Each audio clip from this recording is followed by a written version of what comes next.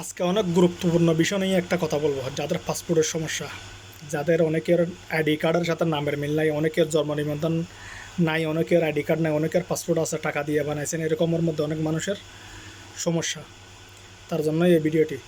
আপনারা যারা আইডি কার্ডের সাথে, যাদের পাসপোর্টের সাথে মিল নেই, যারা সংশোধন করতে পারতেছেন না, সমস্যা সমাধান করতে পারতেছেন না, তারা অবশ্যই আপনাদের যে এখন পাসপোর্টটা আছে, আদি পাসপোর্ট, এই পাসপোর্টটা আপনি আবারও বানাতে পারবেন 5 বছরই, কোনো সমস্যা নেই। আর যেটা পাসপোর্ট 10 বছরই, সেটা বানানোর জন্য আইডি কার্ড আর পাসপোর্টের মিল থাকলে আপনি পাসপোর্ট সংগ্রহ করতে পারতেছেন, বানাইতে পারতেছেন। কিন্তু আপনার মিল না থাকার কারণে আপনি বানাতে পারতেছেন না। আপনারা সবাই তারপরে পাসপোর্ট বানাতে পারলে আপনাদের জন্য সুযোগ সুবিধা হবে, ভালো হবে। সবাই ভুল সংশোধন করে অবশ্যই পাসপোর্ট পাসপোর্ট বানানোর জন্য চেষ্টা করুন। যদি না পারেন, আপনি কি করবেন, যদি ইমার্জেন্সি লাগে, আপনি আগের পাসপোর্ট যেটা আছে সেটা 5 বছরই, সেটা বানাতে পারবেন, কোনো সমস্যা নেই।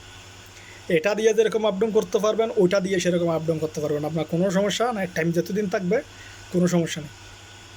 আপনারা এটা নিয়ে অনেকে টেনশন আছেন, ভাইয়া আমি পাসপোর্ট বানাতে পারবো না, এখন কী সমস্যা, এরকম না ভাইয়া, আপনি অবশ্যই আপনি পাসপোর্ট বানাতে পারবেন। কিন্তু আপনি যদি কোনো সমস্যা হয়, জন্ম নিবন্ধন কার্ড, আইডি কার্ড যদি না থাকে আপনার, বা কোনো সমস্যা হয়েছে, আপনি অবশ্যই সেই পাসপোর্টটা আবারও বানাতে পারবেন, কোনো সমস্যা নেই ভাইয়া। আপনি সেটা দিয়ে বাড়ি যেতে পারবেন, আসতে পারবেন, ভিসা লাগাতে পারবেন, আসতে পারবেন, সব কিছু করতে পারবেন, কোনো সমস্যা নেই। আর আপনারা যারা পাসপোর্ট হারিয়ে গেছে, যারা পাসপোর্ট বানাতে চাইতেছেন, তারা আগে এনওসি করতে হবে। এম্বাসিতে গিয়ে এনওসি নিয়ে তারপরে আপনারা আরেকদিন গিয়ে পাসপোর্ট বানাতে পারবেন। ডকুমেন্টস নিয়ে গেলে আপনারা আগের পাসপোর্টের যদি আপনার ফটোকপি থাকে বা আইডি কার্ড থাকে, আপনারা সবাই অবশ্যই আবারও পাসপোর্ট নতুন করে বানাতে পারবেন। আগে প্রথমে এনওসি নিতে হবে। এনওসি ছাড়া পাসপোর্ট হারিয়ে গেলে নতুন পাসপোর্ট বানানো সম্ভব না।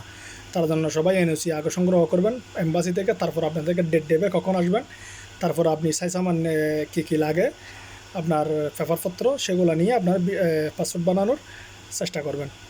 আর একটা বিষয় হচ্ছে যে ওমানের মধ্যে আপনারা জানেন অনেকের পাসপোর্ট রেখে দিছে আরভাবে। আপনি চাইলে পাসপোর্ট যদি না দেয়, তার বিরুদ্ধে মামলাও করতে পারবেন এবং তার থেকে পাসপোর্ট নেওয়ার সুযোগ রয়েছে। কোনো কারো অনুমতি নেই এখানে আপনার পাসপোর্ট রাখার, আপনার পতাকা রাখার কারো অনুমতি নেই। কারো এতটুক হিম্মত নেই। আপনি অবশ্যই আপনার পাসপোর্ট সংগ্রহ করতে পারবেন, অবশ্যই নিতে পারবেন, যে কোনো আইনের মাধ্যমে যান, কিন্তু আপনি লিগ্যাল পথেই আপনার জিনিস আপনাকে দিতে হবে।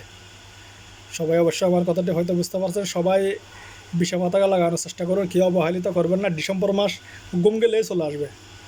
ডিসেম্বর মাস বলতে না বলতে শেষ হয়ে যাবে। ডিসেম্বর মাসে এই অফারটি শেষ। সবাই অবশ্যই সব কিছু সংগ্রহ করে ভিসা পতাকা লাগানোর চেষ্টা করেন। এই অফার ওমানের মধ্যে দিছে, আর কোনো জায়গার মধ্যে দেয় না, কোনো কাউন্ট্রির মধ্যে দেয় না, এই ওমানের মধ্যেই দিছে। সবাই অবশ্যই আমার কথাটা বুঝতে পারছেন। আমার ভাইদেরকে ধন্যবাদ এবং আসসালামু আলাইকুম।